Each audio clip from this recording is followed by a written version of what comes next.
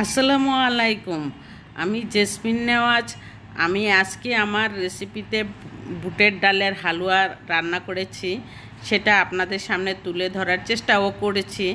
আপনাদের কাছে আমার একটাই অনুরোধ থাকবে, আমার ভিডিওটা দেখতে হলে একটি লাইক অবশ্যই দিয়ে আর সাবস্ক্রাইব করে অল বাটনে ক্লিক করে নোটিফিকেশান অন করে রাখবেন।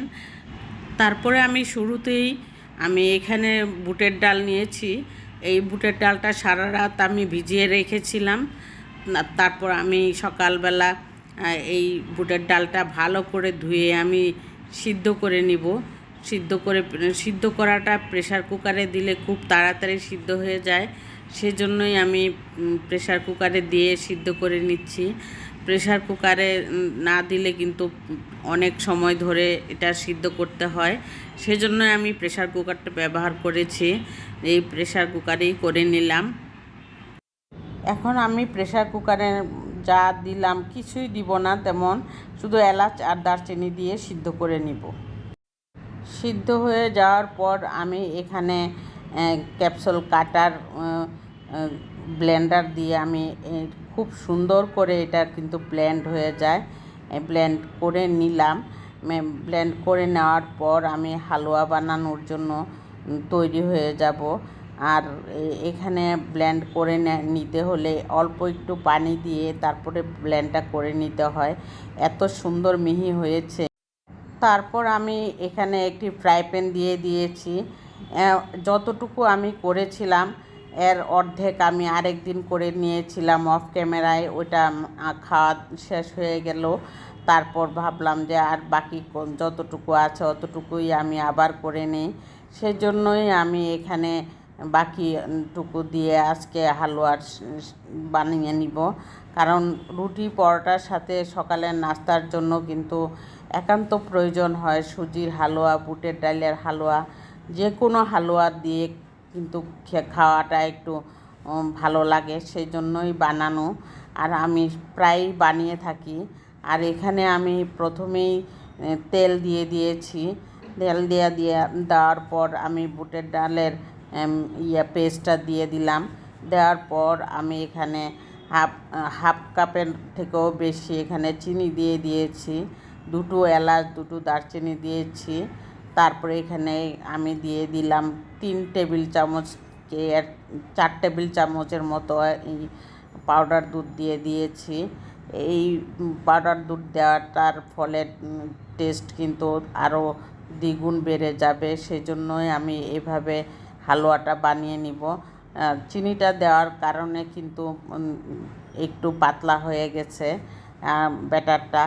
আর সেজন্য এটা শুকাতে কিন্তু অনেকটুকু সময় লেগে যাবে। তবু নাড়াচাড়ার মধ্যেই রাখতে হবে, না হলে তলা লেগে যাবে। তারপরে এমন ভাবে ফুটে উঠছে যেন গায়ের মধ্যে এসে পড়বে। আসলে কিন্তু তবুও নাড়াচাড়ার মধ্যে রাখতেই হবে, কারণ না হয় যদি আমি এটা ঢেকে দিই তাহলে কিন্তু একদমই তলা কালো হয়ে যাবে তলাতে। আর এইভাবে আমি এই সময়টার মধ্যে আমি 3 চা চামচ ভরে ভরে একদম ঘি দিয়ে দিলাম। এই ঘিটা দেওয়ার ফলে বুটের হালুয়ার টেস্ট অনেক বেড়ে যাবে। আর পুরোটা বুটের হালুয়াতে আমি যদি পুরোটা তেলের পরিবর্তে ঘি দিয়ে দিতাম তাহলে কিন্তু অনেক মজা হয়ে যেত। কিন্তু আমি সব সময় প্রতিদিনকার নাস্তার মধ্যে খেতে হবে বিধায় আমি সব সময় যখন কোনো গেস্ট আসে বা কোথাও নিয়ে যেতে হবে তাহলে আমি পুরোটা ঘিয়ের মধ্যে আমি রান্না করে থাকি। আর ঘরের জন্য আমি যখন রান্না করে থাকি তখন ঘিয়ের পরিমাণটা একটু কমিয়ে দেই। তারপর যখন ভাজা ভাজা হয়ে আসলো, এই কালারটা হয়ে গেল, তারপরে আমি এখানে একটা প্লেটের মধ্যে 4 কোনা শেপ দিয়ে আমি রেখে দিলাম ঠান্ডা হতে ফ্যানের নিচে প্রথমে। তারপরে আমি নর্মাল ফ্রিজে রেখে কিছুক্ষণ রেখেছি, কারণ কাটা চাকু দিয়ে যখন আমি কেটে নেব তখন সাইজটা খুব সুন্দর হবে। সেজন্য সাইডের যেগুলি উঁচু নিচু আছে সেইগুলিও আমি কেটে একদম সমান করে নিচ্ছি। কারণ একটু সৌন্দর্যের কারণে স্লাইসগুলি আর এই সাইডের কেটে নিতে হবে। আর সাইডের যেগুলি কেটে নেওয়া হয় সেগুলি কিন্তু ফেলে দিব না, অবশ্যই খেয়ে নিব। একটা বক্সে রেখে দিলে এটা রুটি দিয়ে কিন্তু এগুলি খাওয়া যাবে, সেই জন্য এগুলি ফেলে দেওয়ার চিন্তাও করি না। এত মজা করে বানানো হয় হালুয়া। বুটের হালুয়া কিন্তু অসাধারণ টেস্ট হয়, নাস্তার জন্য অনেক মজা হয়। আর সেটা যদি হয় খুবই দেখতে ভালো লাগলে খেতেও ভালো লাগে। আর স্লাইসগুলি আমি করে নিচ্ছি এখন 3 কোণা শেপ দিয়ে। আর এভাবেই আমি বুটের ডালের হালুয়া বানিয়ে থাকি। আপনাদের কাছে কেমন লেগেছে আমাকে কমেন্টে জানালে খুশি হব।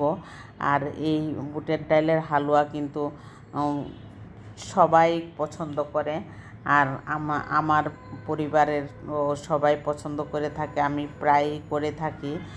আজকে আমি এই যতটুকু করেছি তার থেকে 2 গুণ বেশি করেছিলাম এর আগের অফ ক্যামেরায়। আর সেজন্যই আজকে আমি যতটুকু ছিল ততটুকুই আমি বানিয়ে আপনাদের সামনে তুলে ধরেছি।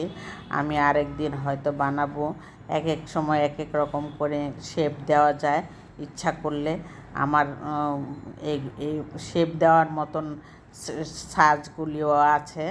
আমি ভাবলাম যে আজকে 3 কোণা শেপ করে নিই, অন্য দিন করবো ওইভাবে। চাকু দিয়ে কাটার পর 3 কোণা শেপ হওয়ার পর দেখুন কালারটা এবং শেপগুলি খুব সুন্দর হয়েছে, দেখতে যেমন হয়েছে খেতেও এরকম অসাধারণ হয়েছে।